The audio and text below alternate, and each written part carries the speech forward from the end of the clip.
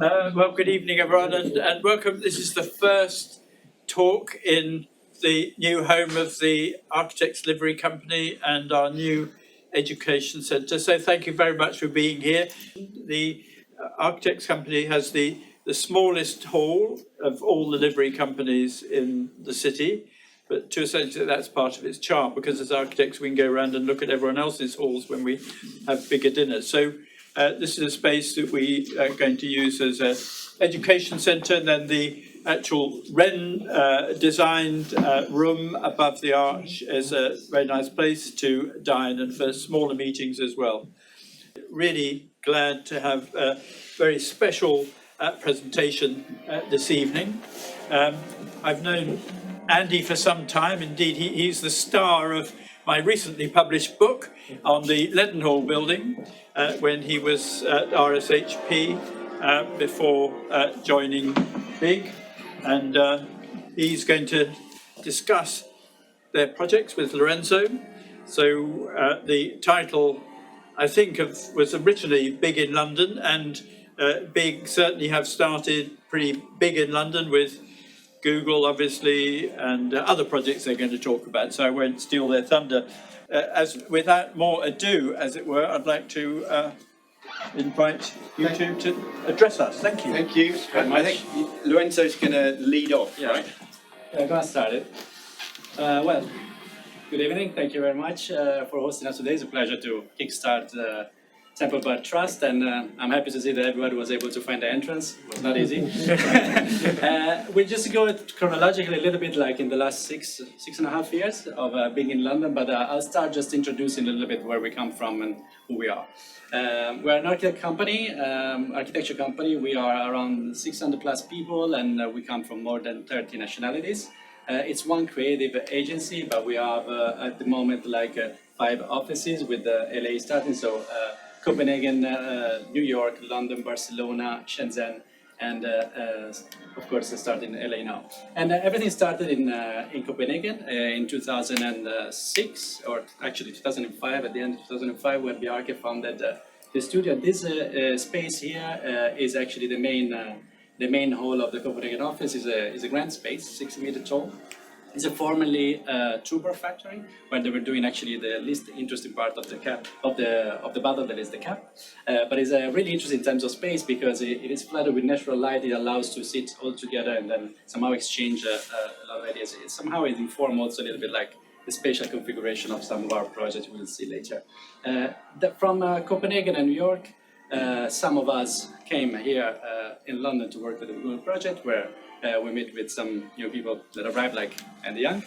And this is a picture of last month, actually, where we are now 120 people strong.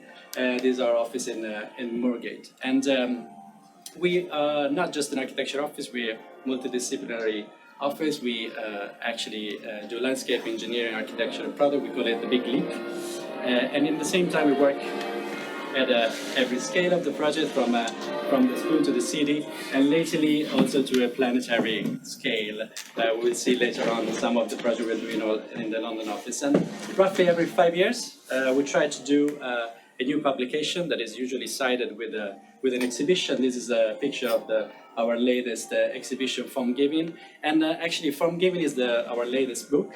It is interesting to understand a little bit what we do and what we've been doing in the last years. It comes from the word in Danish, formgivning. Sorry for my really bad accent, Danish accent, but it's the word that in Danish means design.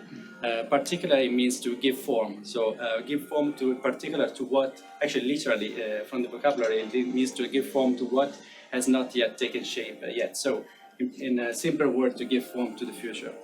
And in the last almost 20 years since the inception of Plot, that was the first office of Bjarke, we've been as a designer, architect, engineer, form giver, in general, been working on giving form to the future of living, of learning, of culture, mobility, city, planning, landscape, community, and finally working. And it's actually from the future of working, from the act of funding, actually, the future of working and giving form to it, that actually the London office has its inception, almost like indirectly.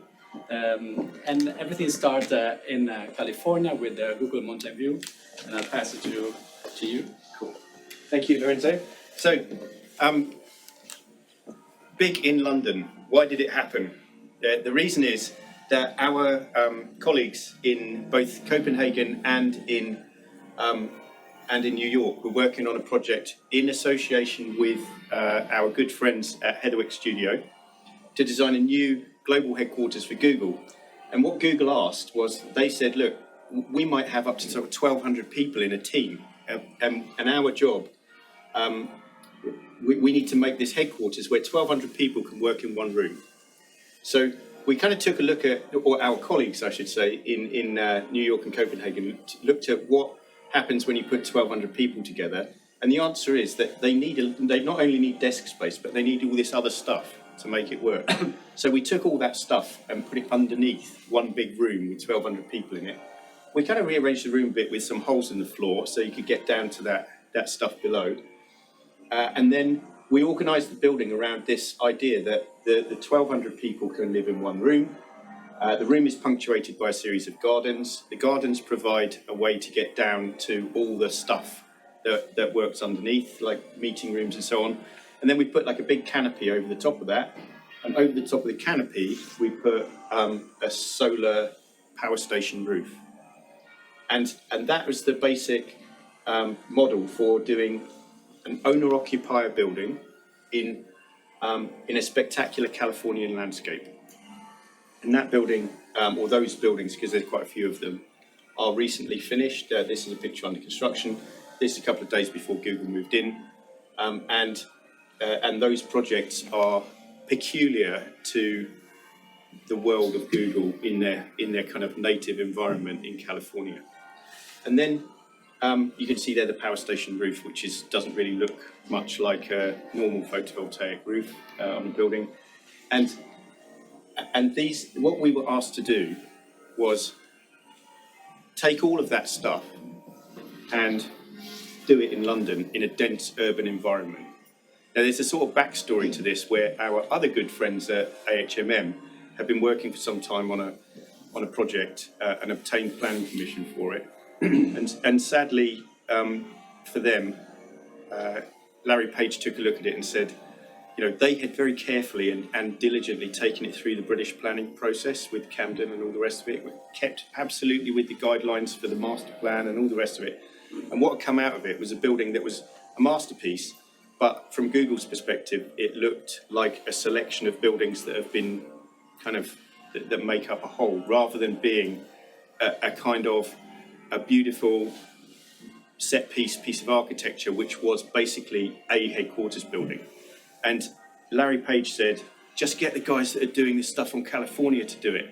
So we found ourselves again in partnership with the guys at Heatherwick's, and we had the job of taking that mentality of allowing for small teams of people to work together in one room, or an enormous room where everyone's working on the same project. And we had to put that in an urban environment, not a meadow in California where everything's perfect, the weather's always good, and it's a gorgeous place to be. So you can see the difference in scale between the two projects here. The one in London is slightly more in terms of floor area, and the performance requirements that we were set for this job. And some of you in the room worked with us, people from AKT and from Atelier 10 and so on.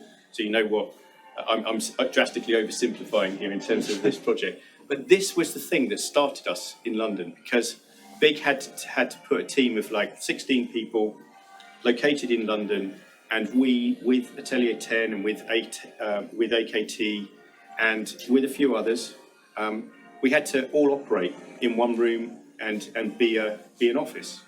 So this is the reason we started. Also the reason why I leapt out of the whole Rogers thing, came and joined Biarca and Lorenzo, of course. And just to run through how we looked at this project, we took exactly the same story. We said, look, on that floor, on that site, you can probably just about get 1,200 people on a floor. And they can, so basically the site was big enough to deliver, but just like the other just like the California job, if you put that many people on a floor, they generate a need for all this other stuff. And there's meeting rooms and there's tea points and there's toilets and all that stuff. So we took the same view. We said, we'll get a shot of all of that stuff and we'll put it underneath. And then we put 3 of those, one on top of each other. And then we sort of snapped it so that it would follow the level change on the site. And because the floor plates are quite deep, we put the mezzanines, which carry all of those extra things, in a sort of V-shaping section so that the sunlight can actually penetrate deep into the floor plate of the building. There's a couple of other quirks here which are probably as much to do, I think that was all us, but the next bit is as much to do with our friends at Heatherwick as it was to do with us, which was the idea that we would create a building that has a kind of flexibility to the ground floor over the life of the building and a kind of liveliness and a playfulness in the bottom of the building where a lot of semi-public things can happen. And then there's a lot of work that was done with Arjun in terms of the master plan to make the ground plane deliver certain things. And then of course the working part of the building can come and sit on top of all of that stuff. And in order to allow that to happen, our friends at AKT designed a hanging structure, so the building is hanging from the roof. And you'll see here from the strict floor plans that although those 3 rooms are one volume and they go down the hill, if you walk by the window, you can start at one end of the building and walk 300 meters in one room down the hill. But if you walk through the lift cores in the middle, you actually come out on one of the mezzanines. So that means that you don't have to go downstairs to go to the loo, you don't have to go downstairs or upstairs to go to any of these facilities. You can just walk on the level and end up you emerge in a mezzanine in the next section. So it's a very spatially complicated building. And I think that also our friends at Heatherwick, after a little kind of run-in with the world on the garden bridge, still had a project in mind for the roof of the building.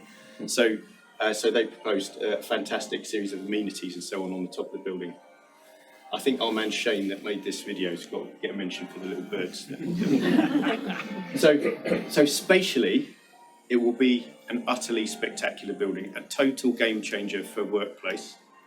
You can see here the area which is for teams to work, and then these mezzanines, which are the places that have all the meeting rooms and the sort of tertiary spaces. The building I don't know how many of you have seen it in King's Cross. It must have been quite a few of you. Can't really miss it, right? It's a bit of a brute. It's a spectacular building whereby the 3 rooms, now you know that there's 3 rooms inside. You can see those 3 rooms in the elevation. And bear in mind that each one of those rooms is 3 stories high. So it's an incredibly grand space. Garden on the roof.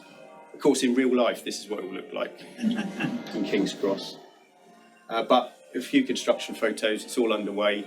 The 3 rooms themselves have concrete structured floors, and the mezzanines have CLT timber floors. It's a steel frame building. There's a fair bit of capability for reconfiguring the timber stuff and some of the steel mezzanines over the life of the building. Also, we have a timber facade whereby we have a series of 3-story high timber mullions. Originally, we wanted to make those timber mullions work like kind of what we called log cabin technology, whereby timber's a brilliant structural material, but it's also good insulating, and it can be waterproof if you make it thick enough and varnish it. But in real life, we ended up making the mullions in 2 parts so that we could get warranties and so on that. But in the end, we were not too far away, and you can see here some pictures of those mullions. In this case, double height ones, but there's some 10.5 metre ones inside. And then the next thing that happened to us was that Lorenzo went to Berlin to do a competition for an office building, and we won it. So our next job in London was a job in Berlin. But the story there was that we were set the task of this company called Edge. You may have heard of them. They're kind of now working in London as well. They set us the task to say, we want all the stuff that's in your Google project, because we know what all that's like, and we think that's going to be the future. We want all that, but we want it to work in a speculative environment. So obviously it's all got to stack up, money-wise. It's obviously going to be a bit cheaper. It's going to be a bit more difficult to deliver. So we also had to deal with the planners in Berlin, which are probably not quite so tough as the UK planners. Nevertheless, it's still difficult. I mean, maybe when we have a drink later, I can tell you the full story. But the approach for the building was to say, because Berlin has a generally quite strict 22-metre high city block, and that's all based on the length of a fireman's ladder and all the rest of it. A lot of the city is planned in that way. But this particular site, the zoning plan for that, allowed for a big tower. In fact, it asked for a tower to be delivered. So what we had to do then was, rather than take the idea of Google, where you've got a single-story building, you've got the capability to put a solar roof on it, everybody works under one roof, everybody's happy, world's a lovely place, it's all brilliant. The next project in London was to take that and ram it into a city and make it all work in a city environment. The next one was to say, this one was pretty tough now. This one was, it's not only a city environment, it's a tower. And the tower is in Berlin, and it's speculative, so you've got no money, and we want to attract an amazing tenant. In fact, we know that in this location we're going to need to attract a load of tenants, and they're going to fill up this building, and it's going to be like a vertical village, and everything's going to be great, and we're all going to make loads of money. So the approach was to say, let's take one of those city blocks that's a familiar sort of size and shape, and then we'll pile them on top of each other. And then in the gaps between them, we'll put something interesting that might have some gardens or at least external space. And then we used a trick from Google, and we kind of snapped it again vertically. And what that means is that all the floors in the building can benefit from some external space and some kind of interesting non-standard aspects to the design. And we also wanted to create a building that lent itself completely to the idea of being spatially interesting for occupants, just like Google is, where there's a couple of double height spaces here and there. But that's quite difficult to do in a speculative building, because if you can get permission for the volume, developers normally want to fill it up so that they get maximum rent. And we looked at that from the perspective of a couple of things. The first is, if you imagine working in a tower, and I don't know if anybody here does work in a tower. I've worked in a tower, unfortunately one that I actually designed and delivered. And it was an observation of mine that every day in the tower is like going on a 8-hour flight.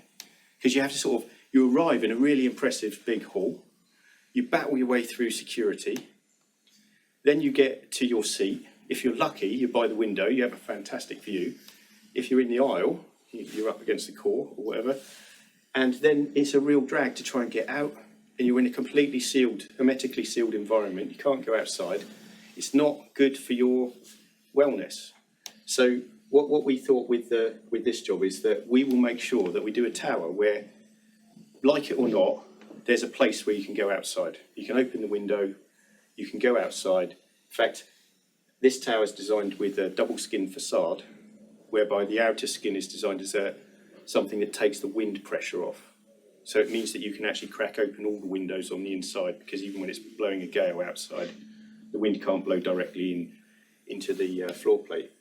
And then every single floor has this sort of space, which is an invitation to do something different in your space.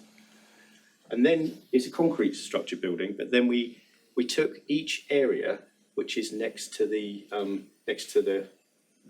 window to the terraces, and we designed a demountable floor system in association with Arup at this time. And this was a direct response to the thing that we do in London all the time, which is we all race to finish speculative buildings for developers so that tenants can arrive. And then as soon as the tenants arrive, the first thing they do is send in a load of guys with jackhammers to smash a few holes in the floors to put staircases between the floors if they have more than one floor. So in order to we thought that's a sustainability nightmare. Right? So in order to address that, we put a steel structured piece of floor plate next to the windows at the terraces. And we designed it in such a way that the infill pieces of floor are all small enough and light enough that a couple of people can actually manhandle them out and through the goods lift in the building. And that would just leave you with a series of structural steel beams in place. And then rather than chop those steel beams up with a cutting torch and take them out through the goods lift, they actually can just slide aside in the opening. We originally designed them with little wheels on them, so it's called the Beams on Wheels project. And they soon got value engineered out when everybody realised you just have to lift the beam up a little bit and drag it across. But what that means is that day one, there's a full spec bit of floor plate there, performs exactly the same, and it's got the same rentable value as the rest of the floor plate. But it's very easy to just take out a row of floor panels and put a staircase in if you want a connecting stair, or even go as far as to make a kind of small atrium space inside the building. And what that means is that for a speculative building, we could deliver all of the requirements of the brief, we could deliver the maximum amount of area that was required, and we could deliver all the things that tenants want. But at the same time, the invitation was there for the tenants to create these double height spaces that the agents all said everybody wants all that stuff because everybody's seen the CGIs of your Google project. So that's how we did it. That's a CGI of the building. I'm going tomorrow for the topping out ceremony to this project. Well, we both are. And this project rented to Amazon wholesale, whole building. And Amazon said, we want all those things. Because of course, all the nice bits were always on a sort of menu system where we kept drawing them as the architect and the client kept saying, yeah, we kind of like them and stuff, but they're not actually included for the time being. But Amazon said, we want all the terraces, we want all the movable floors, we want everything. So that project was the one that kind of cemented us as an office, a working office in Big. Even though we were doing lots of feasibility studies for people in London and so on, at that time, nothing was really sticking for us in London. We were working a bit on Google, we were working on Berlin. But the Berlin job, thank goodness, was the thing that gave us the income and the capability for us to sort of start being an office in London, and it gave us a little bit of time for me and Lorenzo to go on the road and start talking to a lot of people who would later become future clients of ours. So I'm now going to give you back to Lorenzo, who's going to talk about the project in Milan. Thank you, Andy. In 2019, at the end actually, 2019, we got invited by Generali Real Estate, that have a presence in London too, to actually, for a competition, to complete the last plot available on the City Life area in Milan. Is one of the largest urban regeneration projects in Europe. It's conceived as like a completely pedestrian race park with circulation underneath, and it's like at its center has this three majestic tower. They are designed by Zadid, Libeskind, and Narata Isozaki, so no pressure. And we had to really complete the plot. And somehow the site is quite interesting because you can see the brief was asking actually to make one or two buildings, but actually will fill as one entity. But the site is actually made by two sides, and in the middle part we cannot build. So it was an unbuildable area in the middle. And like digging, actually we found out that the reason for this because like the site was formerly actually the fair, so the Expo Fair of Milan, and somehow it was kept by the planning authority, the central axis as a memory in form of an urban void. So we couldn't build in the first part. You can see, you can totally understand how actually even the tree tower, they're almost dancing around the central axis. And at the same time, actually, underneath, that's also where it passes the underground. So it's an issue that we know quite well in London. So started researching what actually is a typology in Milan. When you have an axis, usually, often, actually, you have the presence of a gate. They are the former gate of the Spanish Wall, where the custom actually were paid at the time. And usually, you have a gate at the center, sided by two buildings that are twins. This is a typology that kept actually being reinterpreted during the time, comparing also after the war, like for example in the twin building in Via Turati that you can see here. So we start thinking about, even if the brief was asking for 1 or 2 towers, we start actually thinking about if it was inspired by the history in a way, if it was in the presence of the axis was actually the best typology for it. So we started with thinking, how can you organize an office, mainly driven mixed-use building in the site? Actually, we found out that we could organize around 2 perimeter building that will that will actually surround a common area. And it's a typology that you can see is basically the typology of the surrounding. It's a typology that's super common in Northern Europe. And in addition to that, actually, the funny bit is that the station in the center of city life, and actually the plaza of city life is called Tre Torri, that in Italian means 3 towers. So we started having a kind of an internal joke, like, should we then change the name, ask the municipality to change the name in 4 towers or 5 towers? So it doesn't sound good. So we start thinking about, rather than doing the tower, let's take the program and split it proportionally in the 2 buildings, organized on a courtyard. And then we propose to turn the constraints of the unbuildability of the central part in a design opportunity.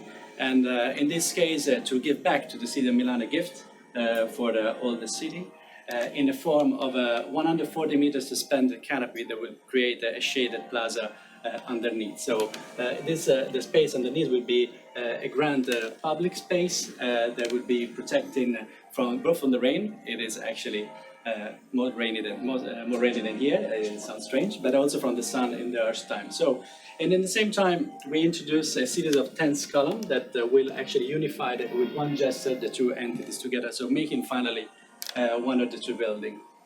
The resulting building is quite an iconic building, and is actually acting almost like a gateway, as you see in the reference for the historical project, to the old city life, and it's kind of framing the 3 towers at the center, the 3 majestic towers at the center. So we kind of put apart in our mind, our architectural ego, and instead of competing with the 3 towers at the center, we decide to actually celebrate and complete the entire site with a gesture that will celebrate them and frame them for the city of Milan. And as you can see, the building is a kind of a new typology, I would say, like a kind of a weird animal. Like you see here, it's a building that is like 40 meters close to the building that are roughly the same height. It goes down to 12 meters in the lowest part, and then it peaks to 105 meters. That is luckily the same height as, by coincidence, of the Dome of Milan, so of the main cathedral.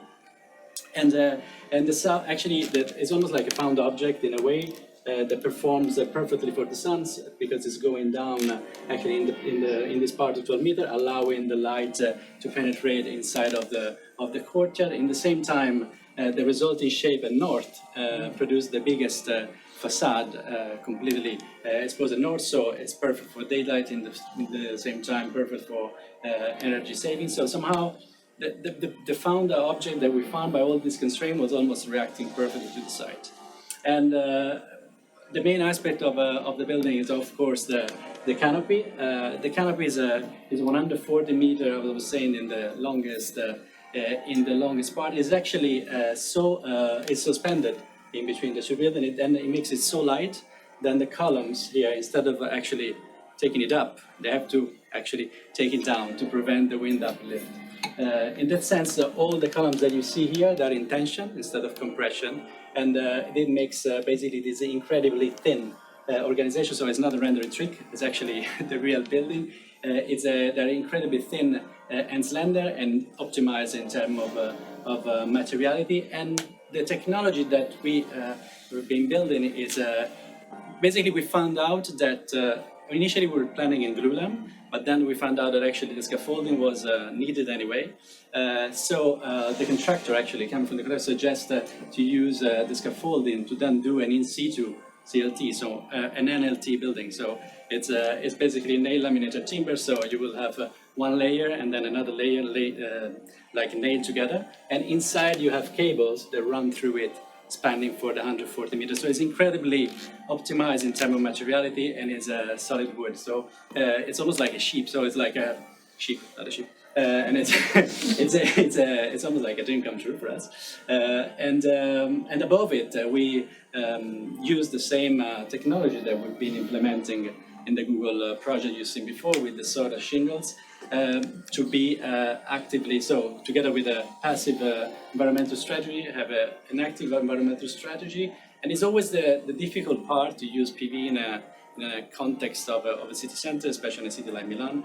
So we have to be really sensitive, but somehow we found this product together with Adrivic Studio that we think is actually blending very well with the context. So it doesn't look like a PV, it almost looks like LED. And it would be all covered. It's almost 12,000 square meter of solar shingles. So it's one of the largest photovoltaic roofs for a commercial building in the entire Europe. And underneath here is the grand public space. We call it the portico, like a classic topology in Italy. As I was saying before, it's a grand public space that is shaded for the sun, and it's open to the entire population of Milan, and it's kind of blurry in the boundaries in between the inside and out. All the workers and the citizens at the same time can meet in the public space, but they can also use it, for example, to work outside. And this was actually conceived before the pandemic, and we'll see later on how actually it turned into a really good thing.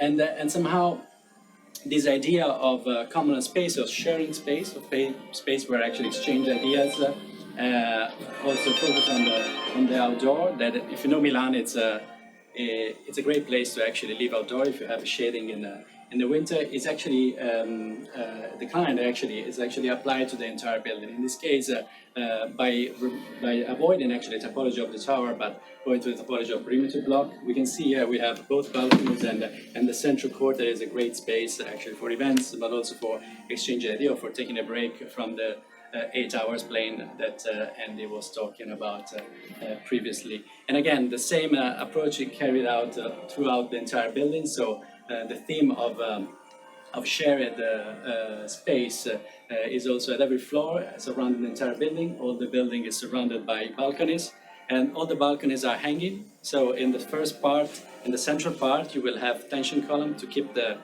canopy down that is suspended. In this case, the tension column or the hangers are actually hanging all the balconies. So again, the idea of minimize the materiality at the most efficient possible way. They vary size.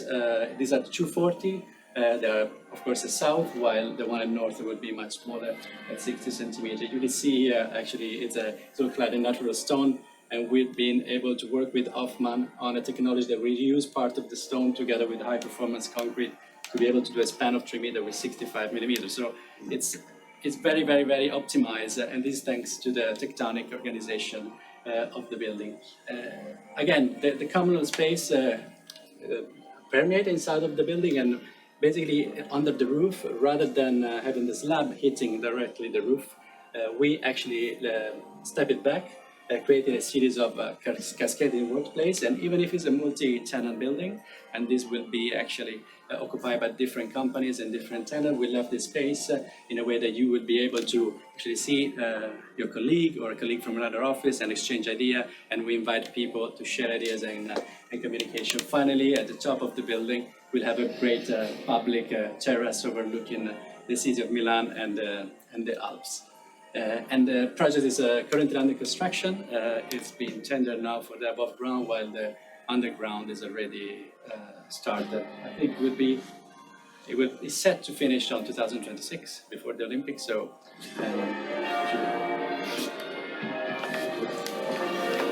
Thanks. And the next one, this is a project that we won literally a week or two after Milan. Yeah. And at the time, Doris here in the far corner was our client for this one, and it's for the redevelopment of 120 Fleet Street and the Daily Express building, which is a Grade 2 star listed building on Fleet Street.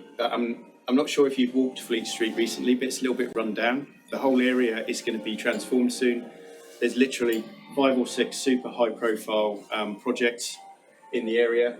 And I'll just run you through the thinking on this particular project as well, which is, again, related to this idea of creating workplaces where people can open windows, can hang out in external space, and generally have a kind of slightly different feel to the world of work, which we feel will be a necessity going forward, because I think that 2 years that we spent doing this project from our bedrooms and stuff, what was really a time where it was kind of decided, I think, in most people's minds, that going back to that hideous office where everybody sits in a little kind of veal fattening pen, kind of working at a computer and stuff, like Mr. Incredible has in the movie. You know, he goes and sits in this little kind of cubicle, and he has the one with the column in it as well. It's like the most horrible environment. And there's this thing like, okay, we're doing a lot of workplace buildings. We call them workplace buildings, not offices, because I think Douglas Adams once said that there's not a phrase in common usage which is as beautiful as an office. It's never, no one's ever used that term before. And so what we're trying to do is find places where people can not live in the hell of being at home all the time, but actually get out and about, enjoy going to work, have a reason to go there, and for it to be just as nice a place environmentally as living in a house with a garden.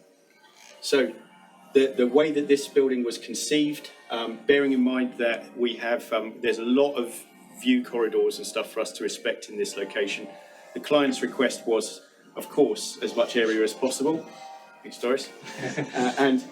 So it was an exercise in how much space can you put on this site, like most projects, whether they're residential or whether they're office buildings or any kind of buildings. Normally, part of the brief is let's have as much area as possible.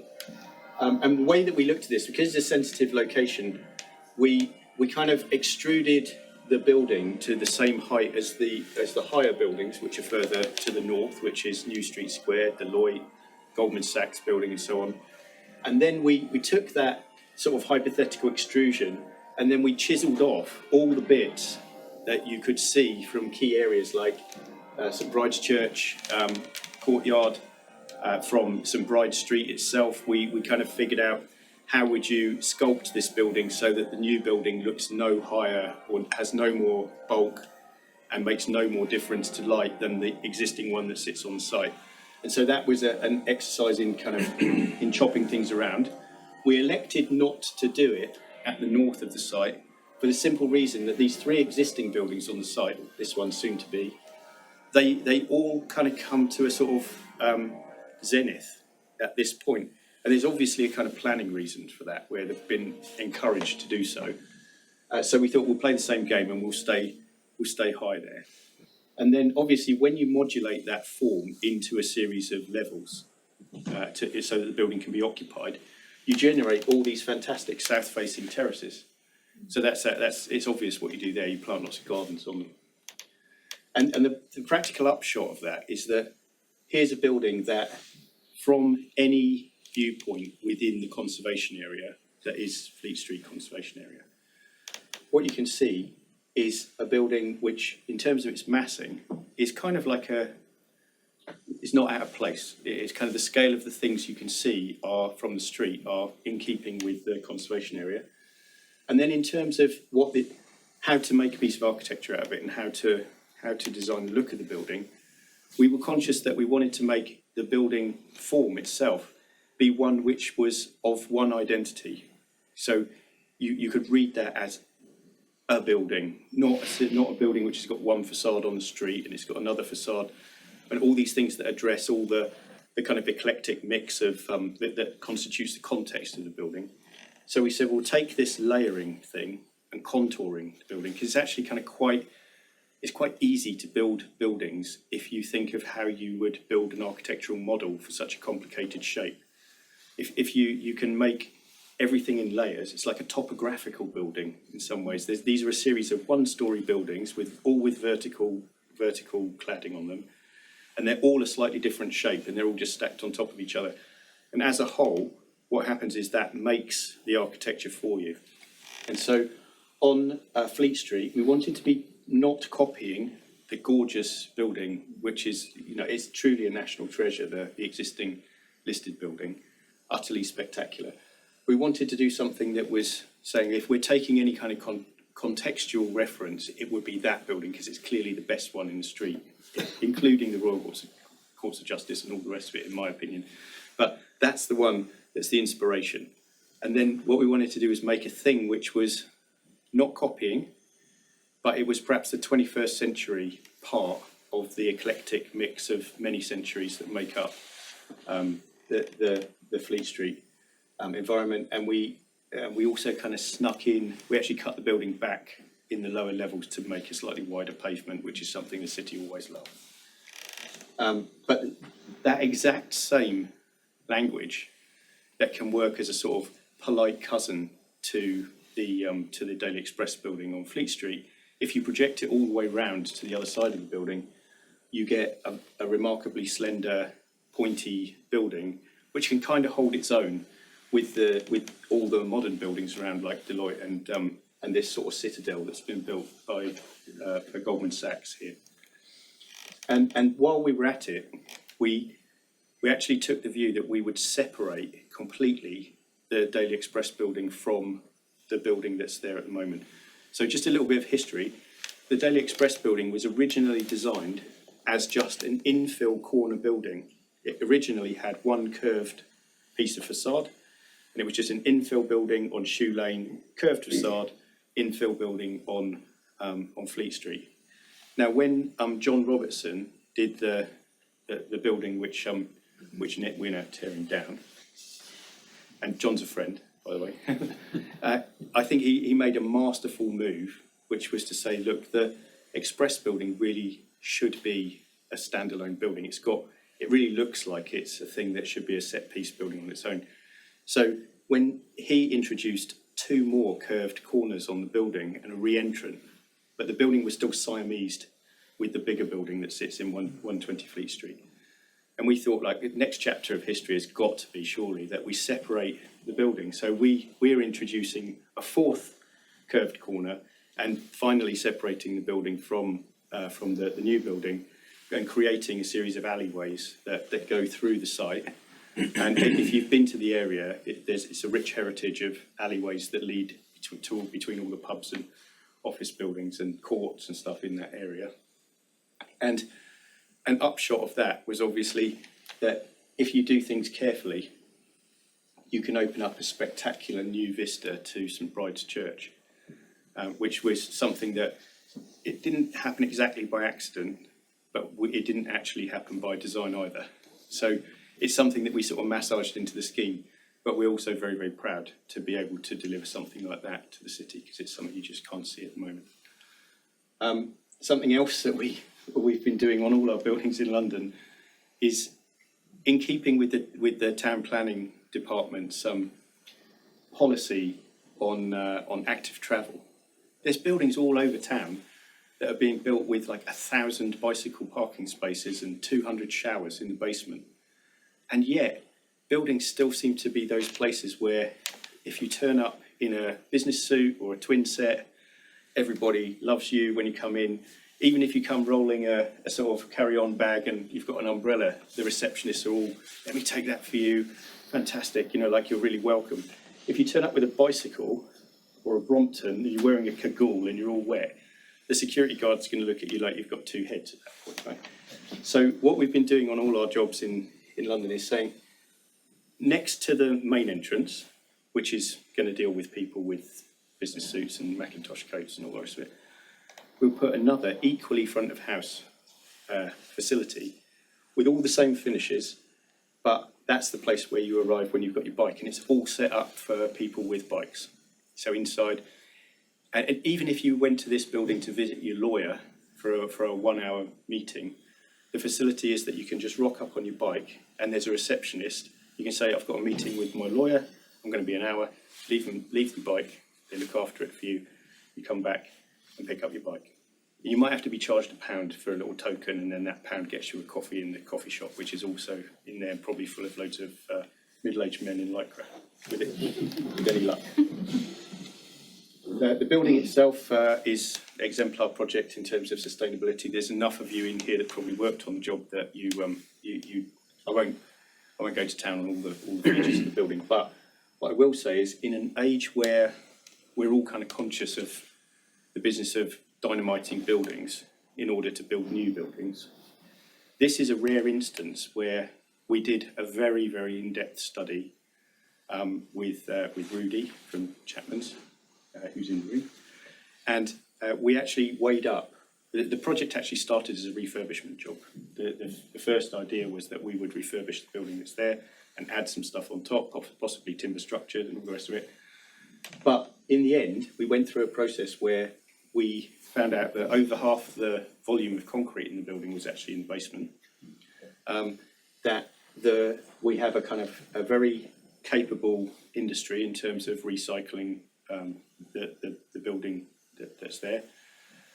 A lot of the steelwork that we propose to pull down, we will be reusing as either temporary works or in other projects. And I think there's a project that we know about where the steelwork from this original building is earmarked to go to that new project. And looking at the kind of carbon performance over the life of the building, over the 60-year life that we have to study, the GLA demands that we study, this building comes out about 4 times better per square metre than the existing building that sits on the site.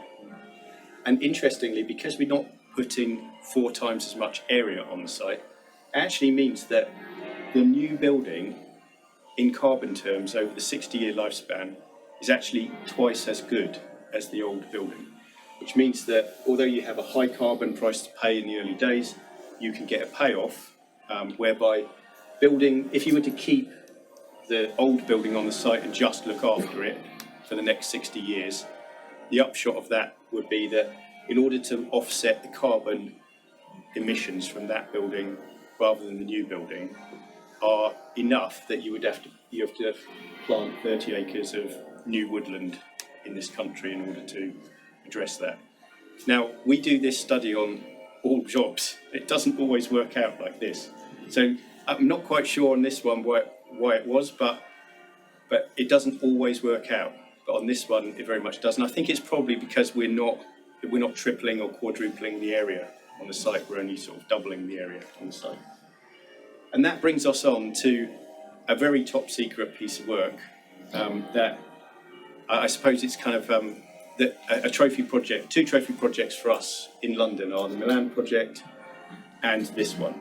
And we are very, very grateful to spectacularly generous clients who would trust us as the sort of Bash Street kids who are down in Broadgate to do those jobs. But it has meant... So you're running a bit over time. Sure. Okay. I'll go fast now, right? And this is something that is a research project that we've done in the London office over the last 3 years. And it's just a teaser because I think hopefully the next one of our big publications and so on that we do will be on this subject, Plan for the Planet. And this is kind of fueled by our observation that 175 countries have signed up to the Paris Accord. Britain is one of the few countries that's actually made it law. In 2019, I think somebody in the UK signed a piece of paper that says we're going to do it by 2050. We'll be kind of good performers, a zero carbon country. The person that signed that form's got no idea how to achieve it, and if we're not careful, we're in a place where the government has to kind of prosecute the whole country late into 2049 for not complying with the law. So here's a quick kind of summary of stuff that's going on, and this is a reason why we're very, very optimistic for what this brings. Petrol is cheaper than orange juice in this country. Now, why on earth could that be? It is all over Europe. It's £2 a litre. If you go and buy premium orange juice, it's £2.75 a litre. Now, to make orange juice, you just have to let nature grow some trees, pick the oranges, squeeze them, put them in bottles or cartons, and take them to shops that sell all kinds of stuff all over the country. Petrol, you've got to do a ton of stuff. You've got to send people out in boats to survey the seabed. You've got kind of You've got to build a platform to go out into the sea, or build a drilling rig on the land. You've got to drill down, you've got to pump water into the ground, you've got to get the oil back out again, you've got to refine the oil, you've got to take that oil and you've got to kind of refine it and put it into tankers, you've got to drive those tankers all over the country, you've got to buy land, you've got to build shops that only sell petrol, really. They sell orange juice, some of them as well, but like you've got so much to do. So how is it that we can possibly be in a world where petrol's cheaper than orange juice? The reason is engineering and science. So this is where we should all be very, very optimistic about what the future brings, because downgrades are very, very difficult to deliver in a democracy, right? We all see it at the moment. Expensive energy, shortages in shops and so on. They don't go down well in a democracy, kind of heading for a change of government every time that stuff happens. And so at BIG, we have a sort of mantra, which is that sustainability, when we put it in place, we should not have this kind of Protestant view that it hurts to do good. The sustainable world should be a better world and a nicer place to live than the kind of waste, the one that we've learned is wasteful and damaging for the time being.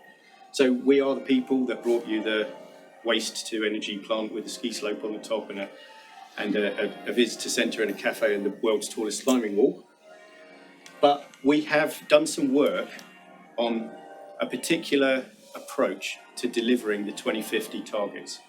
And it's our observation that if you look at what's going on, we have seen, particularly in the UK, a really good reduction in the carbon footprint of grid electricity over the last few years. And building design is also coming down in terms of its carbon impact. And somewhere closer to 2050 than we are now, there's going to be a problem, which is freight transport. And the reason there's going to be a problem for freight transport is it's all very well having an electric car, but if you try to have an electric plane, filling up the energy in a full tank for a 747 is the same as 15,000 tons of Tesla batteries, right?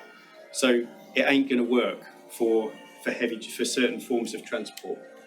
And that's also true of tankers, spaceships, kind of heavy industry and so on. So that's a problem that needs to be solved by society. We're confident that engineers and scientists will kind of deal with that, but that's not our problem at BIG because we're doing buildings. So we are quite convinced that buildings and static stuff that isn't freight transport, scientists and engineers will, and there's a lot of you here tonight, I know that you're scientists and engineers, some of you, we think that we have the technology to do it. We don't have to rely on new stuff. And we've done this study, which will come your way in a year or so. And what it says is that today we have 7.7 billion people and we use a certain amount of electricity. Now there's a kind of correlation between how much electricity a person uses or how much energy a person uses in their lifestyle and their lifespan as an individual. So countries where people use less energy, they don't live as long. So what we set is a sustainability problem, but really hard. What we're saying is we want to look at a world which is 10 billion people and everybody lives at the same standard of living as people that live in Denmark, England, Singapore, that kind of thing. Very tricky problem. And we've done, this is going to be the quickest kind of overview of that. We've done a study on not using any new technologies, but just solar and wind in order to deliver the energy needs of that theoretical 10 billion population. You would need 5.6 million kilometres squared of solar, which is that big in relation to the world. And to do it with wind, you would need 16 million, which is that big to do with the world. And we're not out of shape here at this point.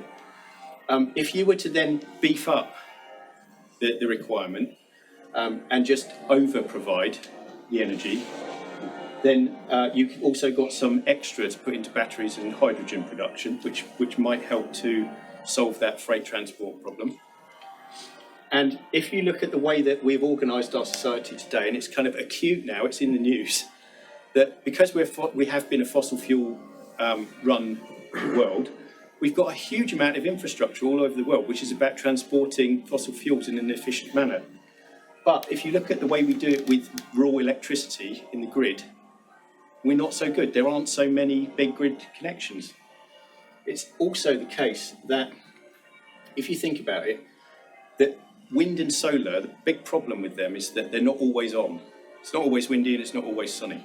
So if we were to look at things in terms of making a worldwide web of electricity, not a load of oil pipelines and gas pipelines, but electricity, what it means is that the more you connect around the world, the more that business of it's not always on, it's not always windy and it's not always sunny, it's not really a problem anymore.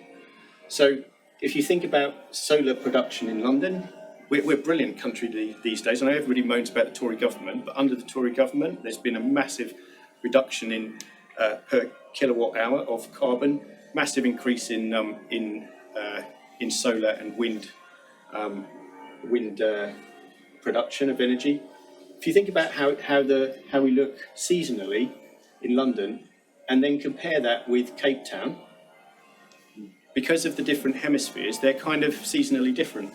So all we have to do is connections north and south across the whole world, and it'll always be sunny or windy somewhere. And then if we think about the solar production in London again on a daily basis, and then you think about making east-west connections across the world, then you can always tap into those places where it's sunny somewhere else. And so what that means is that what we propose in an ideal world is that we stop connecting things up with using fossil fuels as the medium of connections between countries and start doing it properly with electricity. The only problem is geopolitics. I don't know if you read the news, but I think I'll leave you with that thought, shall we say. But something is coming big from big in a short while. And then Lorenzo, I think, is just going to do a teeny thing about... I have this hard job of rushing, but in this case, it's just like, as you say, like geopolitics is a hard one. So somehow it's like, the purpose of a project like a master plan is like a research project is also to give us the tool to research and also check if we're doing the right thing in every day and apply it to the project we do every day. This is a series of projects that actually we apply the principle of Master Planet, for example, a combination of mass timber and solar roof in the quarter in Bratislava. Zurich Airport extension, mass timber space frame combined again with solar shingles, the new extension of the Zurich Airport. And this is actually the Joint Research Center in Sevilla, is the longest name. And again, it's like we reinterpreted almost like a new vernacular typology in Andalusia made by a shaded plaza in the form of solar harvesting pergolas. And somehow, I just want to end with this project because it looks like we're doing tons of large-scale projects, but somehow in London we have the luck to do research project, but in the same time also to deal with incredible clients and do some little boutique project that some of them we unfortunately were not able to show today. But somehow we've been asked by, it's confidential at the moment, so please don't share on social media but it's going to be revealed soon, to actually with the difficult task from a company that produce garments and clothes, basically to be completely off-grid. So it's a research brand, they do incredible things, and they give us the task to do, of course, instead of off-grid clothes, basically an off-grid island. It's an island in British Columbia, and the purpose of the project it was to let experience their customer how it is to live together with nature. So the task was to do a villa in an island, but rather than doing the villa in an island, we conceived the entire island as a villa.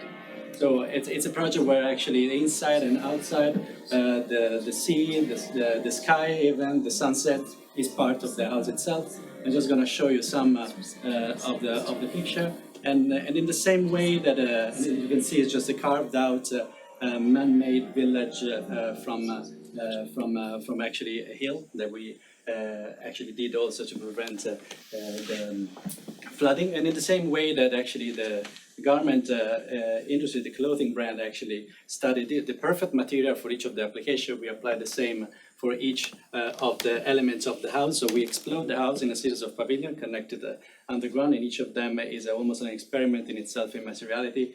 We have, for example, hempcrete, the use of hempcrete, the use of seaweed, between some of them, the use of boulder obtained from the excavation of the site that we use as a cladding in the house itself. The glass house, the greenhouse actually made of glass bricks, load-bearing stone in this case for the bath, and the star glazing houses. Like the material that we use the most is actually the sky itself. As you can see, later into the house. This is a view from outside. And finally, the MEP room, that usually is the least interesting part of the house, is actually made interesting by the entrance that is a reconditioned actually bank vault to enter the MEP room. And finally, the log cabin technology we didn't manage to use we did manage to use in the Google project. We finally, of course, use it here for a log cabin.